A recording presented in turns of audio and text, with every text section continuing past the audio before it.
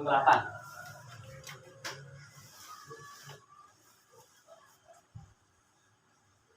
Tuh, apa? Tahu nggak perbedaannya?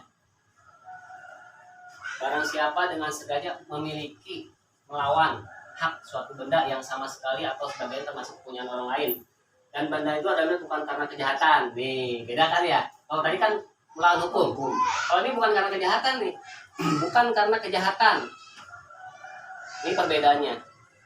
Barang siapa dengan sengaja memiliki, melawan hak suatu benda yang sama sekali atau sebagiannya termasuk kepunyaan orang lain, dan benda itu ada di dalam tangannya bukan karena kejahatan. Kalau tadi kan dengan cara melawan hukum. Oh, ini bukan karena kejahatan. Contohnya, saya dengan Kang Didi. Kang, saya naruh ini loh Kang, kompresor sama mesin las misalkan. Kang, pakai ya, saya nitip lah kan, Kang Didi. Itu kan punya saya, ya kan? Saya titipkan ke Kang Didi. Berarti bukan saya menjual, tapi saya titipkan, Kang, titipkan. Oke. Berarti kan itu punya saya nih. Tapi waktu saya bilang, Kang, mesinnya kemana? Nggak ada, ya kan? Kemana ada apa, ya kan? Kita musibah. Tapi ternyata barangnya ada, tapi berbohong. Berarti kan punya hak nih, melawan hak suatu benda. Itu kan hak saya, diambil haknya. Nah, termasuk yang sama sekali suatu benda, sebagian punya orang lain. Haknya kan punya saya tuh. Di dalam tangannya ada di tempat Kang Didi. Kan Kang Didi nggak ngambil, tapi saya ngasih. Benar? Kalau tadi pencuri kan ngambil, nitip Pak. Nah, jadi diambilnya bukan karena kejahatan, karena kita nitip. Pak, nitip Pak. Bang, nitip ya. Dipegang sama dia. Saat kita tanya bilang hilang. Hilang kemana, ada apa gitu kan.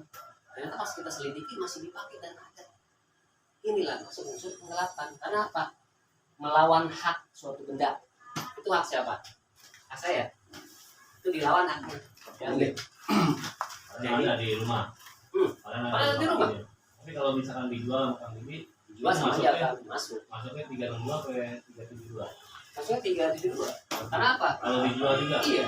Oh, tetap masuk. Karena apa? Caranya tuh dia tuh bukan ngambil, tapi saya serahkan. Gitu. Perbedaannya itu ngambil, ini menyerahkan. Saya sukarela menyerahkan. Bang, enggak, Kejahatan ya. Jadi nih, bukan karena kejahatan. Kan Kalau nggak jahat. itu menjual, kan kejahatan menjual. Bukan cara memilikinya. Cara memilikinya nih, Menitip. yang ada dalamnya bukan karena kejahatan. Kalau tadi kan saya ngambil tuh, saya ada kejahatan di situ. Tapi saya enggak sukarela. Bang, pegang deh, ya kan?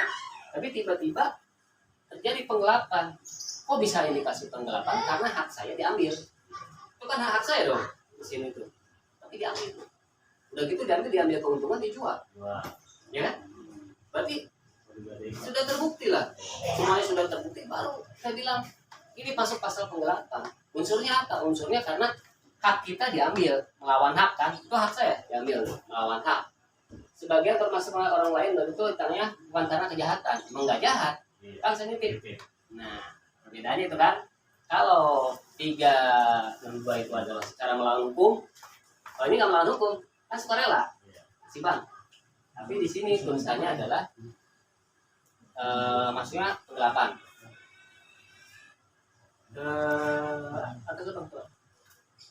Atas 11.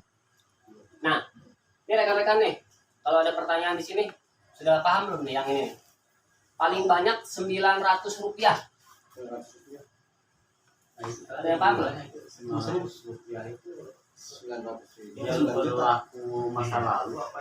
Ini mendingan kita ngambil itu dong. Iya nih, ngambil 900.000 ya kan? 900 rupiah, bukan 900.000. Iya, 900 rupiah gitu kan. Nah, jadi nih rekan-rekan paling penting ya. Tolong digaris bawahin. Tentang penyebutan 362 itu adalah apa tadi? Kodifikasi. Jadi 362 ini bukan 362 karena bukan urutan, tapi kode ya. Oke, jadi ini paham ya rekan-rekan ya. Yang ini sudah paham tentang masalah ini. Nah, kuncinya ini juga nih. Pidana denda paling banyak 900 rupiah. 900 rupiah. Kira-kira murah ya Bang? Iya murah. Jawabnya gimana kita? Pak, ini kok murah ya? Iya murah. Dan ini kan baru kejahatan dong. Benar? Nah, Jawabannya itu ada di Perma. Peraturan Mahkamah Agung sudah mengeluarkan bahwa sudah benar kitab undang-undang hukum pidana kita adalah warisan kolonial Belanda kan. Jadi dia itu ada di situ. Jadi kalau misalkan ini itu belum dikonversi. Nah jawabannya kalau rekan-rekan ini kok nggak dirubah sih? Kenapa undang-undang ini tidak dirubah? Tapi malah dirubah dikasih perma penjelasan. Tahu nggak alasannya kenapa rekan-rekan ini? Nih nyambung nih dengan tadi.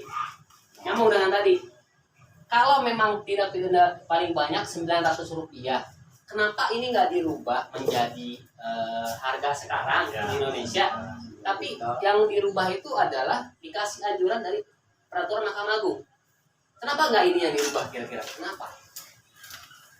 Kalau kita kan ribet-ribet kan, udah ini ubah aja jadi berapa juta, 7 juta, 8 juta, 9 juta kan? Tapi kenapa masih menggunakan ini? Ini peninggalan Belanda ketua.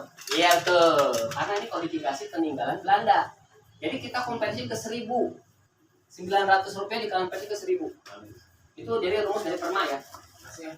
Kali 1.000 apa? Kali 1.000. Itu berapa tuh 900? Kalau itu kalkulator. Rp900. Ya. Nah, terus kadang-kadang ada berpikir gini, wah kalau gitu mah mendingan ini doang kan. Jadinya Dua. jadi tentang pidana ini, Yang denda 25 juta. ini, denda ini adalah kalau dihukum pidana ini sebagai apa ya, subsidiar nantinya tuh. Yang ini ya, masalah rupiah ini.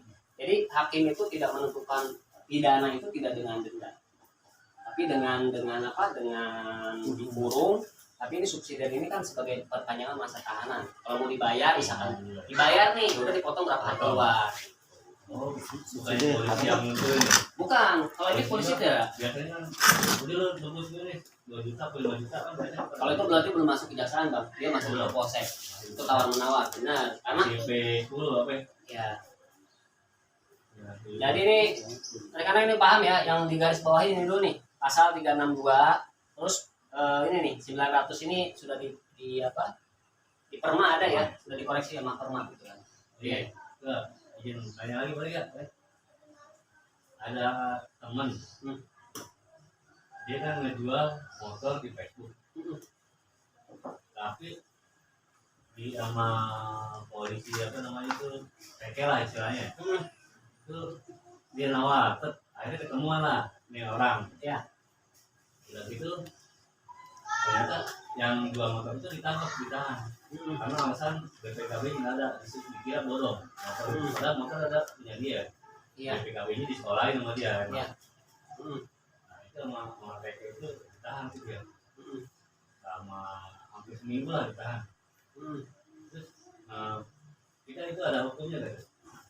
Jadi gini, kalau dia bercerita tentang legalitas kendaraan bang, Ya kan. itu cuma adanya cuma STNK doang, ya kan? Iya, adanya BPKB-nya nggak ada, Iya, BPKB ya nggak kan? ada. BPKB nggak ada. Kira-kira itu bodong nggak?